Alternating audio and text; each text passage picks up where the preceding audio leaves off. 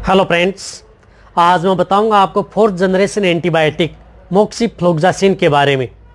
जो मोक्सीफ्लोक्सासिन जो एंटीबायोटिक है उस इंजेक्शन के बारे में आज आपको डिटेल से बताऊंगा कि ये इंजेक्शन आपके पशु में क्या काम करता है, ये कौन सी डिजीज़ में आपको इसको उपयोग में लेना चाहिए, छोटे पशु में कितनी डोज लगानी चाहिए, बड़े पशु में इसकी कितनी डोज लगानी चाहिए, यानी पूरी डिटेल से बताया जाएगा। जो मोक्सीफ्लोक्सासिन जो एंटीबायोटिक आती है, ये ब्रॉड स्पेक्ट्रम एंटीबायोटिक आती है। ये जो ग्राम पॉजिटिव और ग्राम नेगेटिव दोनों बैक्टीरिया पर काम करती है। इसके बारे में जो बहुत ही अच्छी एंटीबायोटिक होती है, तो इसके बारे में आज आपको डिटेल से बताया जाएगा।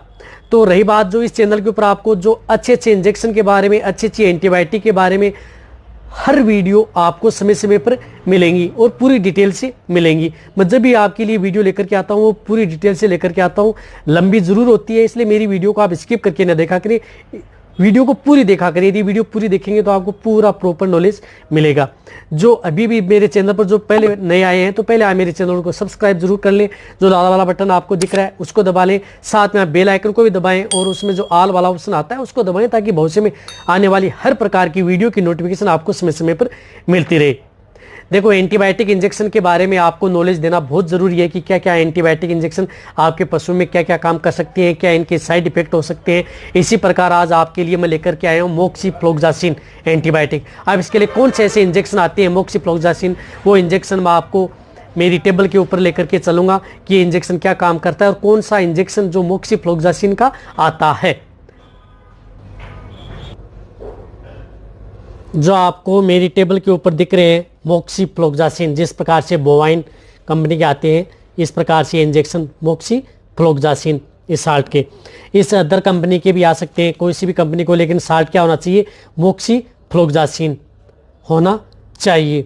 और जो मैंने बताया कि वो मोक्सीफ्लोक्सासिन जेनेरिक है या इथिकल, वो आप पहचान नहीं सकते हैं। जिस प्रकार से इसके अंदर ट्रेड नाम है आर रजिस्टर्ड, इस प्रकार से ये क्या है कि इथिकल मोक्सीफ्लोक्सासिन है, जो gram positive and gram negative दोनों बैक्टीरियों पर काम करती है। अब ये जो इंजेक्शन है ये आप अपने पशुओं को कौन कौन सी डिजीज़ के अंदर उपयोग में ले सकते हैं। देखो, सबसे पहले तो ये बताता हूँ कि जो ये इंजेक्शन आता है मोक्सीफ्लोक्सासिन, ये आपके पशु में यदि रेस्पिरेटरी ट्रैक्ट इन्फेक्शन हो, यदि श्वास से संबंधित कोई भी बीमारी हो, यानी श्वसन से संबंधित कोई भी बीमारी हो, तो उसमें आप ये इंजेक्शन उपयोग में ले सकते हैं। इस साल्ट का बता रहा हूँ, इंजेक्शन कोई भी कंपनी का हो, इथिकल होना चाहिए और इस बीमारी में उपयोग ले सकते हैं। यदि आपके पशु में श्वसन से संबंधित कोई भी बड़ी बीमारी हो गई है, जिस प्रकार से निमोनिया हो गया है, आपके पशु में सांस लेने में दिक्कत आ रही है, श्वास में घर की आवाज़ आ रही है, तो आप ये जो इंजेक्शन है मोक्सीफ्लोक्सासिन आप उपयोग में ले सकते हैं। इसी प्रकार यदि आपके पशु में ब्रोंचोनिमोनिया हो गया है तो भी आप इसको ले सकते हैं। बोवाइन रेस्पिरेटरी डिजीज़ हो गई है, BRD हो गई है, तो भी आप इंजेक्शन, इसको जो मोक्सीफ्लोक्सासिन इंजेक्शन आता है ये इंजेक्शन आप उपयोग में ले सकते हैं। कहने का मतलब है कि यदि किसी भी, और जो ये रेस्पिरेटरी ट्रैक्ट इन्फेक्शन है, श्वसन से संबंधित जितनी भी ये बीमारियां हैं, चाहे आपके पशु में छोटे पशु में हो या बड़े पशु में हो, चाहे भेड़ बकरियों में हो, चाहे आपकी गाय भैंस या घोड़ों में हो, सभी में आप ये इंजेक्शन उपयोग में ले सकते हैं, कितने बड़ा पशु हो।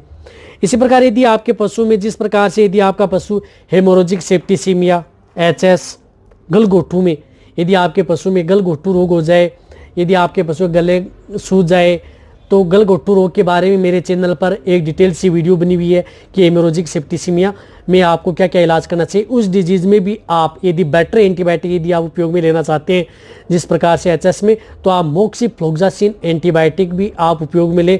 बहुत ही अच्छा रिजल्ट आपको इस एंटीबायोटिक का मिलेगा।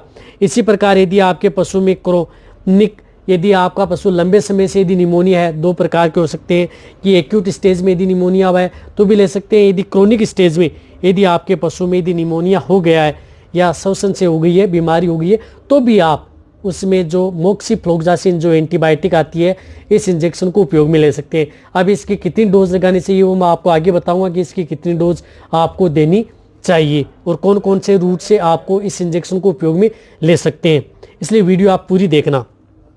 रही बात इसमें, आप जो यदि आपके पशु में यूटेरिन इन्फेक्शन हो गया है, यदि आपके पशु में जो पेशाब से संबंधित, जो रिप्रोडक्टिव सिस्टम से संबंधित यदि कोई डिजीज है यदि आपके पशु में, तो उस स्थिति में भी आप जो ये मोक्सीफ्लोक्सासिन जो एंटीबायोटिक इंजेक्शन आता है वो आप उपयोग में ले सकते हैं। जिस प्रकार से यदि आपके पशु में मेट्राइटिस हो गया है, मेट्राइटिस में यदि आपके पशु में गर्भाशय में सूजन आ गई है, आपको लग रहा है कि उसमें सूजन है, स्वेलिंग है, हाँ लगाने पर यदि आपका पशु बार बार रिपीट हो रहा है, तो यदि आपका पशु चिकित्सक या सहायक पशु जो भी कहते हैं कि आपके जो वेजाइनल इन्फेक्शन हो गया है, तो आप इस इंजेक्शन को उपयोग में ले सकते हैं। इसी प्रकार एंडोमेट्राइटिस में भी ले सकते हैं। यदि आपके पशु में लंबे समय से यदि आपके पशु में सूजन आ रही है, रिपीट हो रहा है, तो आप उपयोग में लें। इसी प्रकार यदि आपके पशु में जिस प्रकार से पायोमेट्रा हो गया है, यदि आपका पशु जो गर्भाशय से मवाद आ रही है, मवाद आने का मतलब है कि जैसे जिस प्रकार से यदि वो डिस्चार्ज डाल रहा है, अच्छा क्लीन पारदर्शी यदि डिस्चार्ज नहीं डाल करके यदि आपका पशु मटमेला मवाद जैसा यदि डिस्चार्ज डाल रहा है तो उस स्थिति में भी आप जो ये इंजेक्शन है मोक्सीफ्लोक्सासिन जो एंटीबायोटिक इंजेक्शन है वो आप उपयोग में ले सकते हैं। इसी प्रकार यदि आपके पास यदि आपने आरओपी की है यानी रिटेन ऑफ प्लेसेंटा, यदि आपने जेर निकलवाई है, जेर नहीं गिर रही है यदि आपके पशु की, जेर निकलवाने के बाद में भी आप एंटीबायोटिक के तौर पर यदि इंजेक्शन उपयोग में लेना चाहते हैं बेटर, तो आप जो ये इंजेक्शन है मोक्सीफ्लोक्सासिन जो एंटीबायोटिक आती है, इस इंजेक्शन को उपयोग में ले। आरओपी में भी बहुत ही अच्छा रिजल्ट आपके पशु में मिलेगा।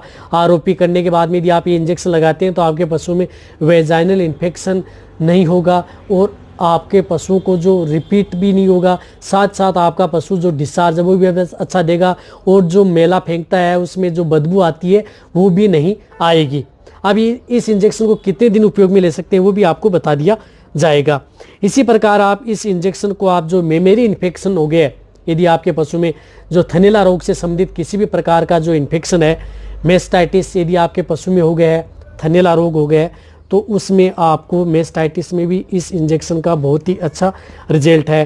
चाहे यदि आपका पशु एक्यूट मेस्टाइटिस हो या क्रोनिक मेस्टाइटिस हो, थनैला रोग, वैसे मेस्टाइटिस के बारे में मेरे चैनल पर एक डिटेल से भी वीडियो बनी हुई है, वो भी आप जा कर के देख सकते हैं कि मेस्टाइटिस में क्या क्या सिम्टम्स आपके पशु में होते हैं। तो उस स्थिति में आप ये इंजेक्शन है मेस्टाइटिस में आप इस इंजेक्शन को उपयोग में ले सकते हैं, उसमें भी आपको अच्छा रिजल्ट देखने को मिलेगा।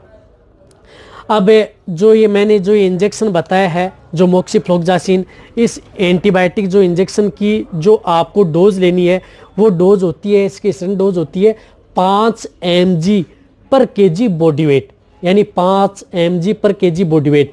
तो जो ये इंजेक्शन आता है, ये इंजेक्शन आता है 1 ml के अंदर कितना आता है 100 mg, 1 ml में आता है 100 mg। तो मैं आपको शॉर्ट तरीके से आपका ज़्यादा दिमाग की एक्सरसाइज न करा के मैं आपके लिए बता देता हूँ कि सिंपल ml में निकाल करके इसकी डोज आप लगा सकते हैं 1 ml पर 20 kg बॉडी वेट, यानी 1 ml 20 kg बॉडी वेट। यदि आपके जैसे भेड़ बकरियों का बॉडी वेट यदि 40 kg है तो उसे 2 ml दे सकते हैं, 20 ml है तो आप इसे 1 ml दे सकते हैं। इसी प्रकार यदि आपके पशु का बॉडी वेट जैसे 100 kg है तो उसे 5 ml कौन से रूट से, इंट्रामस्कुलर और इंट्राविनस। अब इंट्रामस्कुलर इंजेक्शन कैसे लगाया जाता है वो भी मेरे चैनल पर वीडियो बनी हुई है कि इंट्रामस्कुलर इंजेक्शन लगाना कैसे सीखें। इसी प्रकार इंट्राविनस यानी नस में जो इंजेक्शन लगाया जाता है उसके बारे में भी मेरे चैनल पर डिटेल से वीडियो बनी हुई है, वो भी आप जाकर के देख सकते हैं कि इंट्राविनस इंजेक्शन कैसे लगाया जाता है, तो आप दे सकते हैं। यदि आपके पशु का बॉडी वेट 500 kg है तो आप जिस प्रकार से 25 ml का जो इंजेक्शन आता है, ये 25 ml की पूरी डोज आप उस पशु को इंट्रामस्कुलर या इंट्रावेनस, यदि जल्दी अच्छा रिजल्ट लेना चाहते हैं तो जो इंट्रावेनस आती हैं एंटीबायोटिक इंजेक्शन से आईवी रूट दें, अच्छा रिजल्ट आपको मिलेगा। रही बात इस इंजेक्शन को आप कितने दिन दे सकते हैं लगातार, यदि आपके पशु में जिस प्रकार से यदि डिजीज लंबी है, क्रोनिक स्टेज में है, तो आप इस इंजेक्शन को 3 दिन से लेकर के 5 दिन भी आप उपयोग में ले सकते हैं इस एंटीबायोटिक को। यदि आपको आज रिजल्ट नहीं मिल रहा है, जो क्रोनिक स्टेज जिस प्रकार से मेस्टाइटिस है, तो उसको आप लगातार 3 दिन आप उस पशु को लगा सकते हैं। जिस प्रकार से क्रोनिक निमोनिया हो गया है तो उस पशु को भी आप ये इंजेक्शन लगा सकते हैं। इस इंजेक्शन को आप भेड़ बकरी में भी यूज़ में ले सकते हैं और गाय भैंस घोड़े ऊँट यानी जो लगभग जो सभी प्रकार के जो पशु हैं उनमें आप उपयोग ले सकते हैं इस कौन सी इंजेक्शन को, जिसके अंदर साल्टो मोक्सीफ्लोक्सासिन जो मोफाई आता है, अदर कंपनी का कोई भी हो, इस इंजेक्शन को। रही बात अब ये जो इंजेक्शन है ये आप लगाने के बाद में यदि आप उस पशु का जो दूध होता है वो 7 दिन तक आप गर्म करके ही उपयोग में लें, कच्चा दूध न पिएं। गर्म करके लेना है। रही बात जो मांसाहारी पशु हैं उसको लगाते हैं, यदि उसका मीट यदि आप उसे बेचना चाहते हैं, यदि मांसाहारी जैसे बकरे हैं तो उसका 28 दिन बाद में ही आप उसे बेचें जिनका, ताकि उसका मीट या किसी पर कोई साइड इफेक्ट न पड़े। अब जो ये इंजेक्शन है इसके बारे में आज आपको मैंने जितना हो सका है उतना मैंने डिटेल से बताने की कोशिश की है। रही बात जो ये इंजेक्शन है मोक्सीफ्लोक्सासिन, ये इंजेक्शन प्रेगनेंसी से भी है, यानी आप प्रेग्नेंट पशु को भी आप ये इंजेक्शन उपयोग में ले सकते हैं, चाहे नॉन प्रेग्नेंट हो या प्रेग्नेंट हो। ये इंजेक्शन आपके पशुओं में दूध पर भी ज़्यादा असर नहीं डालता, यदि आपका पशु का ज़्यादा दूध जलाता है वो भी इस इंजेक्शन में नहीं है। कहने का मतलब है कि जो ये मोक्सीफ्लोक्सासिन जो एंटीबायोटिक आती है, ये 4th जनरेशन की अच्छी एंटीबायोटिक आती है और अच्छा रिजल्ट आपके पशु में देखने को मिलेगा। यदि आप जो बार एक बार यदि आप उस पशु को एक टाइप के यदि एंटीबायोटिक इंजेक्शन लगा चुके हैं तो आपको उसमें एंटीबायोटिक भी रिपीट आप उस पशु में करनी चाहिए, क्योंकि उसमें बैक्टीरिया उन एंटीबायोटिक के प्रति संवेदनशील हो जाते हैं और उन पर वो एंटीबायोटिक इफेक्ट नहीं डालती है। इसलिए आप अलग अलग जनरेशन की आप एंटीबायोटिक उपयोग में लिया करें। तो जो अपना जो चैनल है, ये इस चैनल पर आपको बहुत ही अच्छी और नॉलेजेबल डिटेल से वीडियो मिलने वाली है किसी भी प्रकार के एंटीबायोटिक इंजेक्शन। रही बात जो एंटीबायोटिक जो इंजेक्शन या जितने भी इंजेक्शन बताता हूँ, ये वेटरनरी जो पशु चिकित्सक है उनकी देखरेख में ही आपको ये उपयोग में लेने हैं।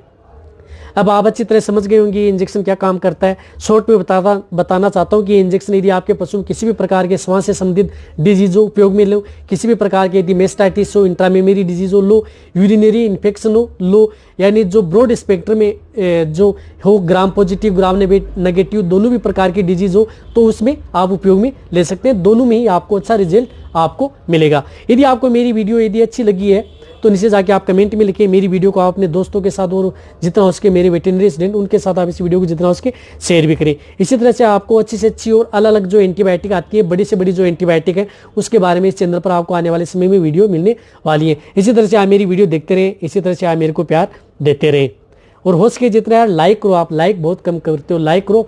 आप लाइक करेंगे तो मैं बहुत ज़्यादा मोटिवेट होऊंगा। थैंक्स, धन्यवाद।